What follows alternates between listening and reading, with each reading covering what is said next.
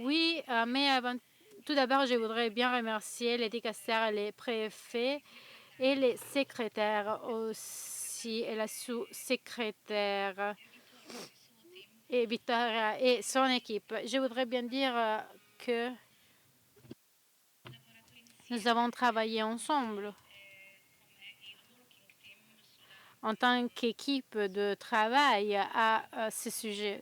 Je voudrais parler en anglais, mais je serai très contente si après la discussion, vous allez me poser des questions aussi en italien. Parce que on a différentes priorités. Les priorités, les déjeuners, c'est vrai.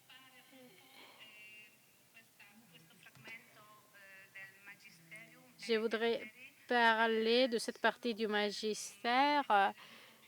Je vais me concentrer sur les sujets du droit canonique. Je voudrais aussi parler du fait que le droit canonique n'est pas très confortable pour certains d'entre vous. Et pour cela, j'ai préparé la présentation.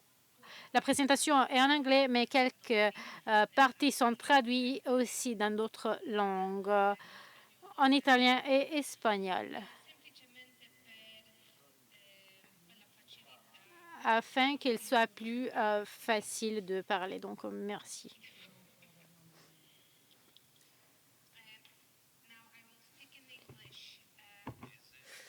Je vais parler en anglais maintenant. Ma recherche, comme vient de dire, je l'ai menée avec Vittoria Scalzo, se base sur une revendication qui souvent est vue dans des lettres envoyées au courrier des familles et des personnes âgées, surtout ceux qui ont à voir avec la démence, par exemple l'handicap, et ne se limite pas à ceux qui se trouvent dans les maisons des retraites de repos aux hôpitaux, mais il concerne aussi ceux qui vivent seuls ou avec le proche. La majorité des fois, on voit que dans ces lieux, mais aussi dans les maisons, il y a des problèmes où on nie le droit à recevoir le soin, surtout aux personnes qui ont de la détérioration au niveau cognitif. Donc, on voit aussi une négation de l'Eucharistie. Il n'y a pas assez de soutien parce que dans les communautés, il y a eu quand même un intérêt actif pour le développement spirituel de ces personnes âgées. Donc, cela est contraire au principe selon lequel la qualité de la vie d'une communauté peut être mesurée par leurs soins et attention vers les plus vulnérables, comme Jean-Paul a dit en 2004. Je voudrais aussi parler de l'objectif de ma recherche parce que les personnes âgées ont vu nier l'accès au sacrement et cela suggère que cette pratique dérive d'un manque de connaissances, d'une interprétation mauvaise plutôt que d'une volonté méchante. Dans cette présentation, je vais analyser les droits canoniques pour ce qui concerne les droits fondamentaux de tous les mondes. Et ces droits canoniques établissent les conditions pour recevoir de manière adéquate l'Eucharistie. Et une particulière attention a été donnée à la signification de l'expression, utilisation de la raison, disposition et préparation adéquate. Elles sont interprétées à la lumière de l'esprit du Code de 1893.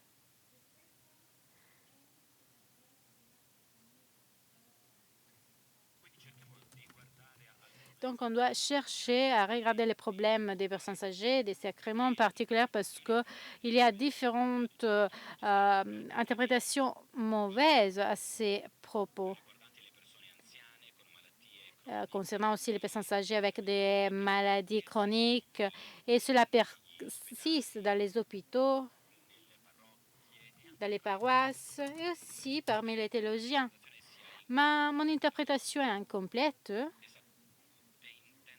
mais je voudrais quand même, à travers cette présentation, aider toutes les personnes intéressées à ces sujets pour abandonner les pratiques qui excluent les personnes vulnérables des sacrements de l'Eucharistie et de la pénitence.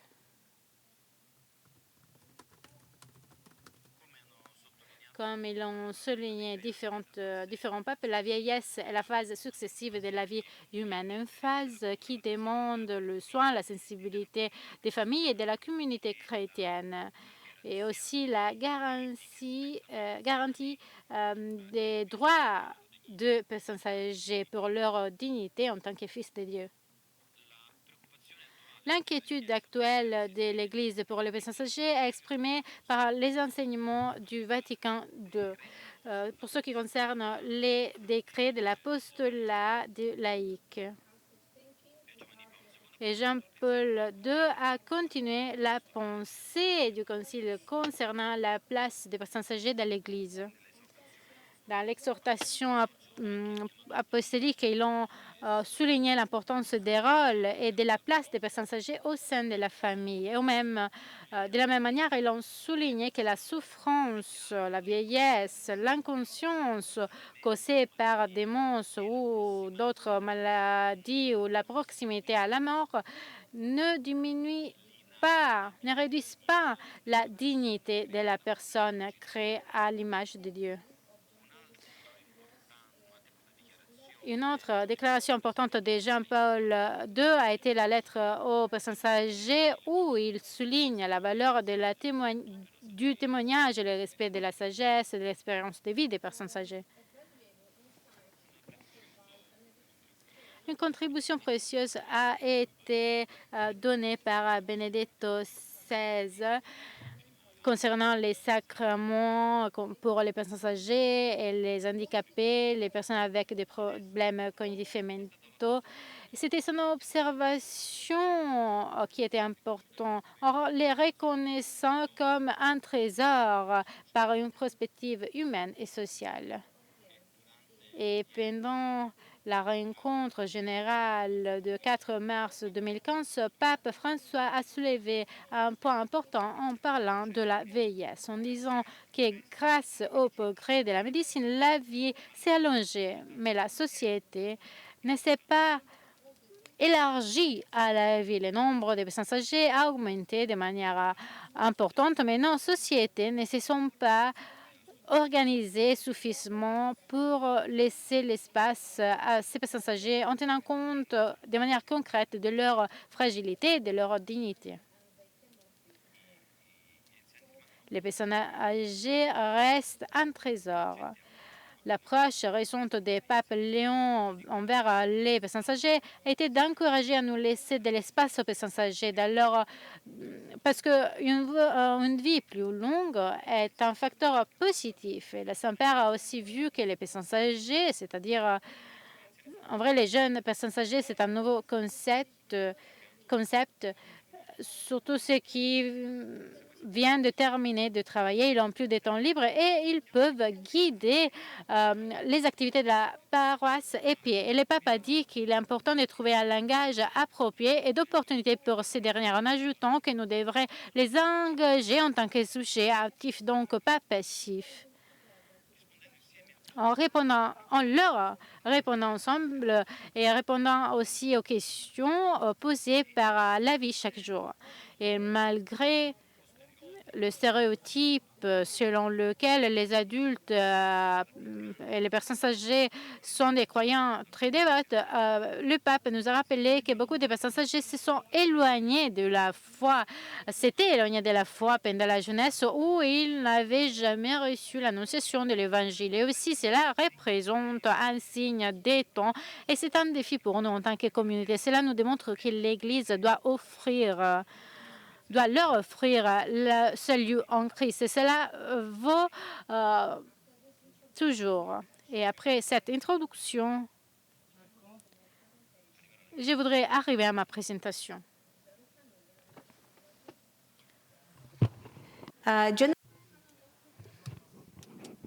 Donc, nous avons des dispositions de droit canonique. Je ne sais pas si vous arrivez à les voir. 208, 223, qui concernent les droits fondamentaux de la vie. Parmi les plus importants, on a le fait que chaque personne qui a été baptisée a le droit de recevoir les sacrements sur la base de leur fonction, et cela signifie que l'on est conscient des différends qui doivent être tenus en considération, surtout par les prêtres de l'Église. Dans cette situation, j'aimerais bien souligner que tous les adultes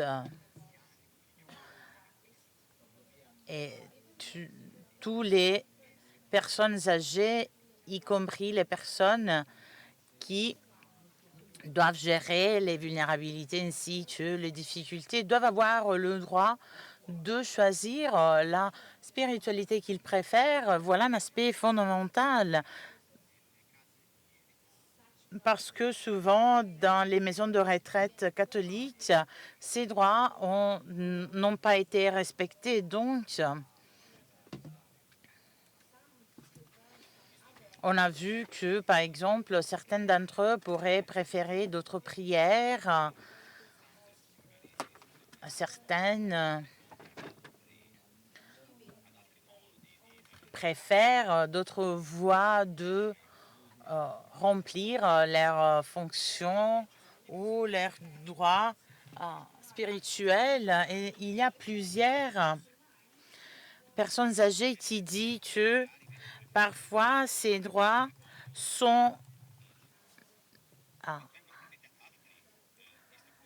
ne sont pas respectés à cause des choix des maisons de retraite qui ont choisi une direction différente. Donc, dans les dicastères, on a vu que ce problème devrait être souligné, mais parfois, on le néglige. Et donc, les jeunes adultes, les adultes âgés doivent devenir une partie fondamentale de l'Église. Et dans un article du droit canonique, on en parle. Il y a aussi une pensée que l'on a montrée, que montre le fait qu'on parfois on porte attention à ces droits.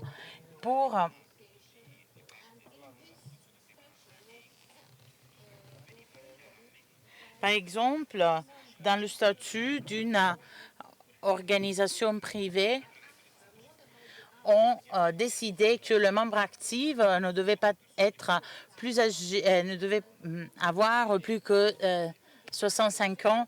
Et donc, on leur a demandé que vont-ils faire. Ils pourraient être, c'est ça la réponse, ils pourraient être des acteurs passifs, mais ils ne peuvent pas devenir des acteurs actifs. Donc, on a une âge moyenne de 50 ans. Et voilà.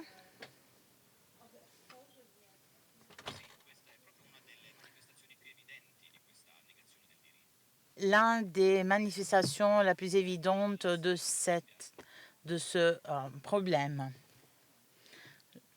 Je ne vous entends pas, je suis désolée. Toutes les personnes ont le droit de recevoir une éducation chrétienne qui est en ligne avec leurs priorités. Et cela représente un problème parce qu'on n'a pas assez de catéchistes ou de personnes qui peuvent se dédier à ces personnes. Et voilà un problème qu'il faut résoudre. Et comme le pape le disait, toutes les personnes ont des droits. J'étais un juge dans la municipalité, et dans ma municipalité, je dis qu'on a fait on a dû se confronter avec un manque de juges. À Cracovie, par exemple, on avait des juges qui avaient été bien formés et ils ont réussi à être nommés des jugés en cas d'investigation préliminaire du clergé. Certains d'entre eux se sont retirés, mais c'est ça une situation qui est très fréquente en Europe du Nord, mais aussi dans d'autres parties du monde. La société du clergé est très forte. Donc, les personnes doivent recevoir un mandat pour pouvoir enseigner les sciences théologiques et spirituelles, et notamment ceux qui enseignent le catéchisme. Et les membres des paroisses doivent se confronter avec ces personnes qui sont à la retraite parce qu'ils ont davantage de temps. Donc voilà une façon pour exercer ces sujets. Et donc les personnes qui n'ont pas de possibilité de se bouger ou de comprendre ces sujets pourraient être soutenu par ceux qui sont à la retraite. Donc, avec le pape François, on a vu qu'il y a des personnes qui demandent la possibilité de pouvoir utiliser ce ministère au niveau de paroisse, et parfois cette possibilité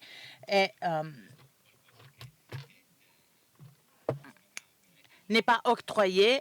Donc, finalement, l'accès au sacrement qui est considéré un problème fondamental. Passons maintenant aux autres parties de la présentation. Je crois que vous voyez cet article qui parle du droit d'accès au sacrement, et il se focalise sur le rôle des sacrements et le rôle de Dieu. Le code canonique, le droit canonique, en parle dans cette section, et il définit la conception et la fourniture du droit fondamental, des droits fondamentaux aux citoyens et notamment aux personnes baptisées qui doivent être liées à la parole de Dieu et au sacrement.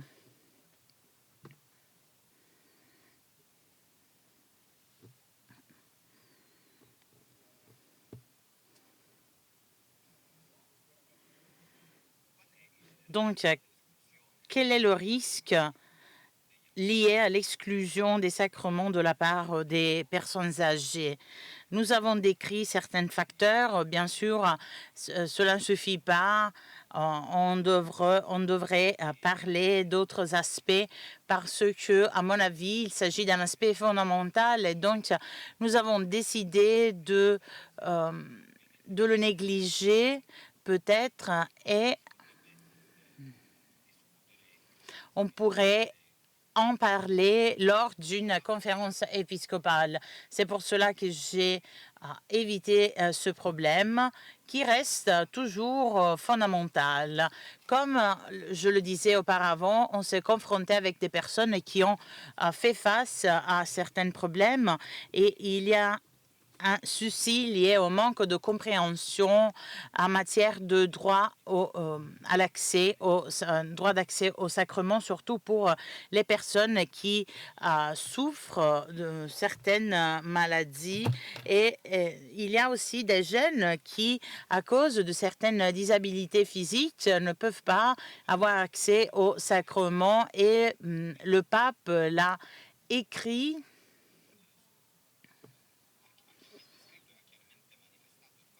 et a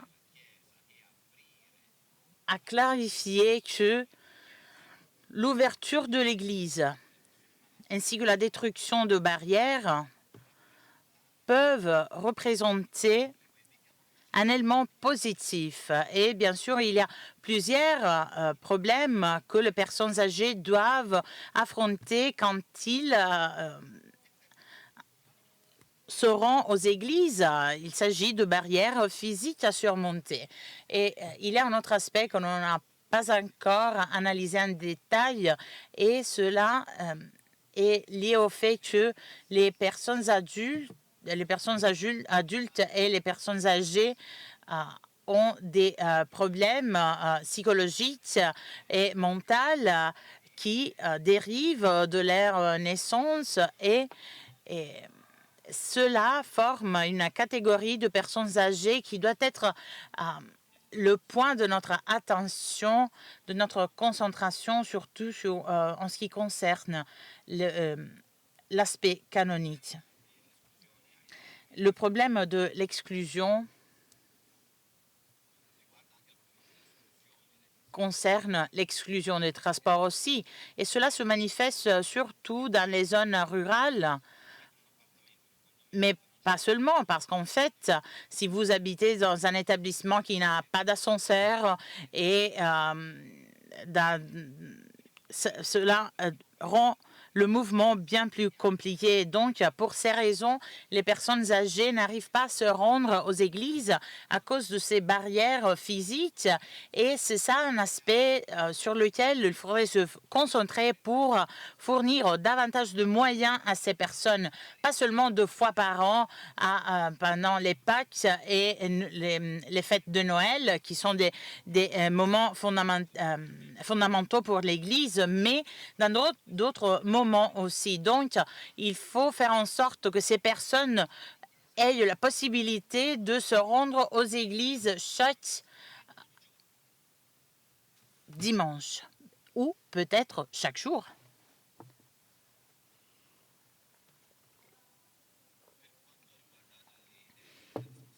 En ce qui concerne les mesures du droit canonique, les sacrements, je voudrais me focaliser sur les mesures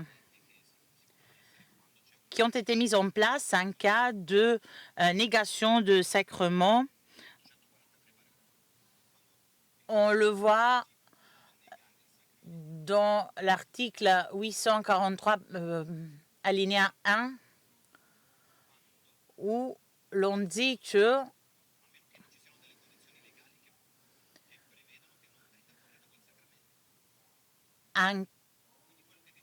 les sacrements peuvent être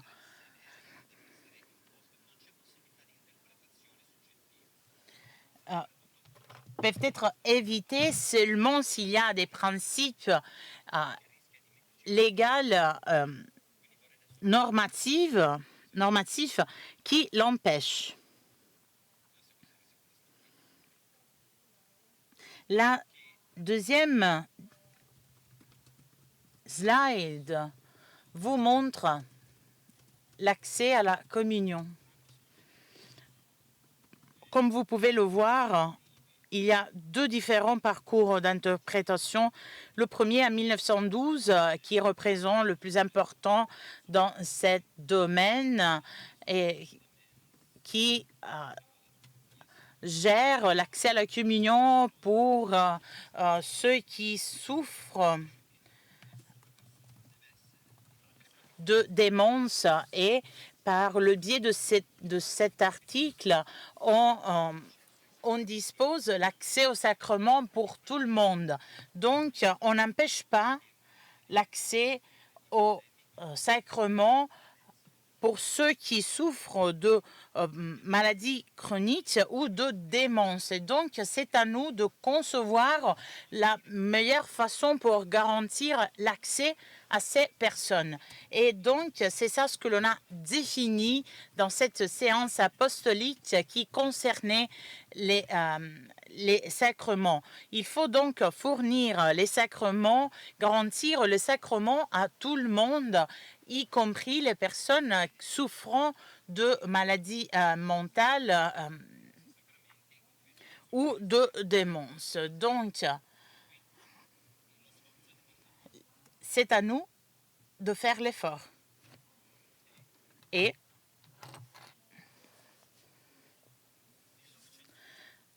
en 1915,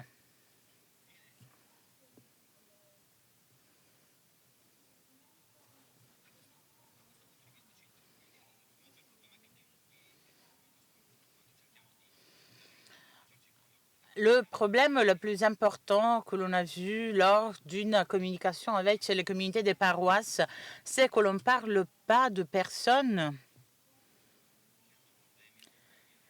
qui ont des problèmes liés à la démence ou troubles psychologiques ou mentaux, mais on parle de personnes normales, personnes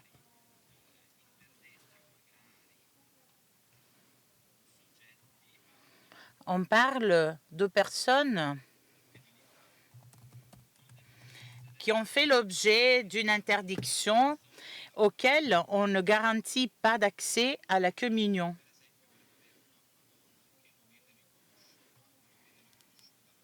Voilà l'exemple d'une femme à laquelle on ne reconnaît pas le droit à la communion.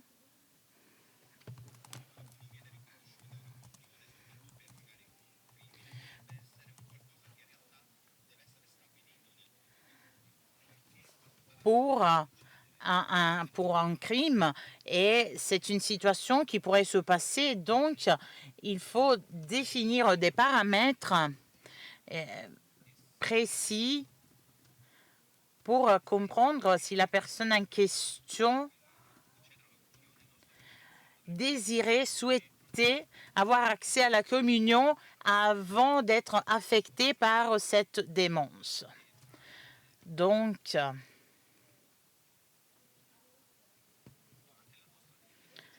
lors de nos recherches,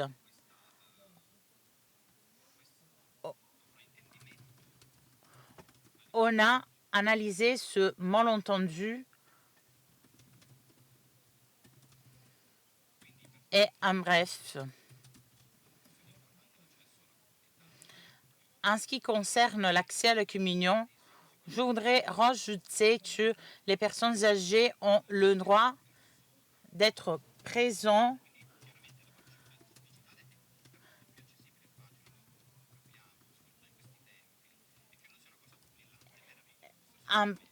ils ont besoin d'être présents, physiquement présents. On sait bien que les instruments, les instruments de technologie nous ont permis d'accéder, de rendre possible l'accès à des personnes qui ne peuvent pas se rendre aux églises physiquement, mais il faut trouver des façons pour garantir un accès physique. Donc, il faut faire en sorte que ces personnes puissent se rendre à l'église. Elles ont le droit à la communion. Ils doivent avoir un accès régulier à la communion. Une fois par mois n'est pas suffisant. Et c'est ça le problème, l'un des problèmes les plus importants pour les personnes âgées. C'est une chose qu'ils doivent demander et qui n'est pas automatiquement garantie. Le manque d'accès au sacrement représente un problème duquel il faut parler avec les communautés laïques qui pourraient se rendre aux maisons de retraite, aux hôpitaux pour garantir la communion à tout le monde, toutes et à tous. Donc, on pourrait créer un mouvement envers parce qu'il y a des personnes qui veulent recevoir ce sacrement, même dans certains cas, avant une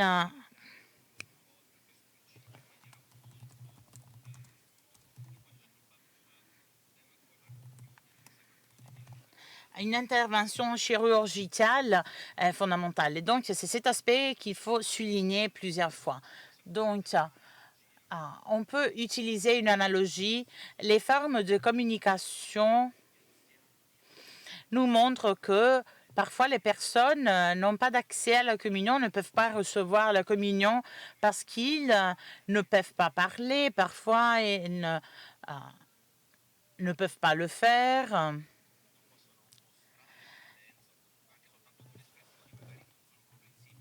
et les expressions ne sont pas compréhensibles pour un prêtre. Et donc, on devrait utiliser des instruments, des outils différents pour leur permettre de montrer leur pénitence.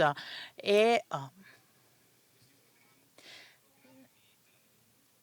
pour ce faire, on pourrait utiliser ces programmes de formation utilisés par les enfants aussi, surtout par les enfants qui ont des troubles d'apprentissage pour permettre à ces personnes de communiquer. Permettez-moi de souligner le fait que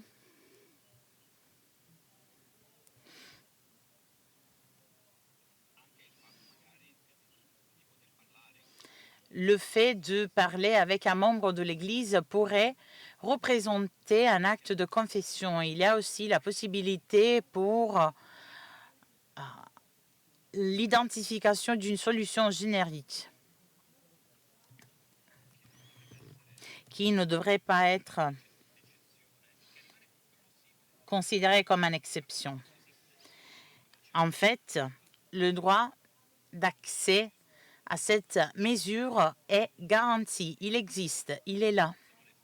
Et donc, quelles sont les sources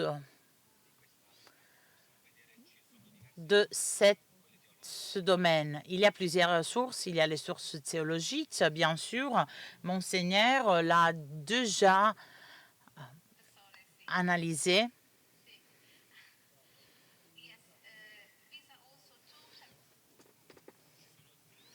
Il y a deux domaines de recherche qui sont au sein de notre communauté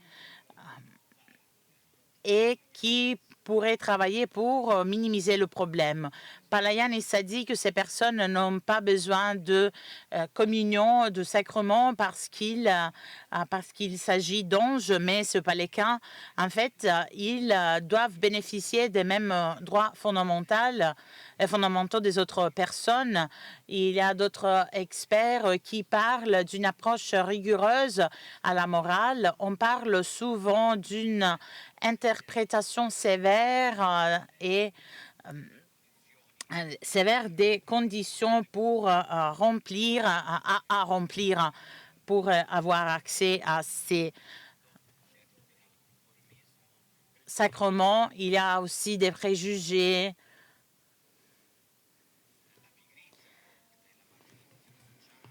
La marginalisation au niveau social, surtout dans l'Église, en tant que résultat écoulant de cette attitude de la société civile, dont la façon dans laquelle nous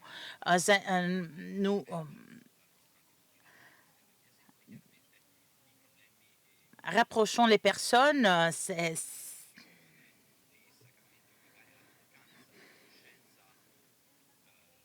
affecte l'Église et donc le manque de conscience de spiritualité, le manque de connaissances en matière des besoins des personnes âgées doivent être analysés pour conduire davantage de recherches.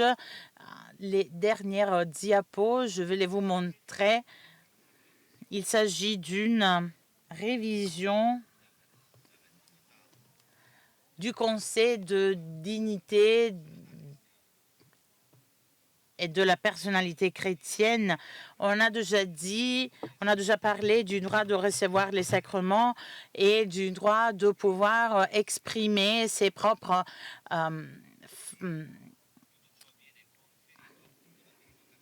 désirs de spiritualité. Tout ça est géré par le droit canonique et les principes théologiques. Voilà une photo que j'ai prise d'une partie. Vous voyez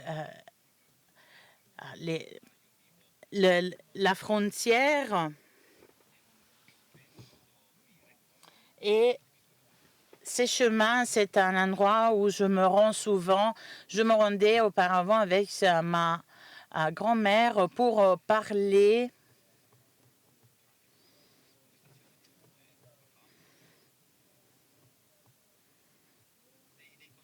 des conseils qu'il faut exprimer. Et voilà la voie qui a guidé notre recherche. Merci.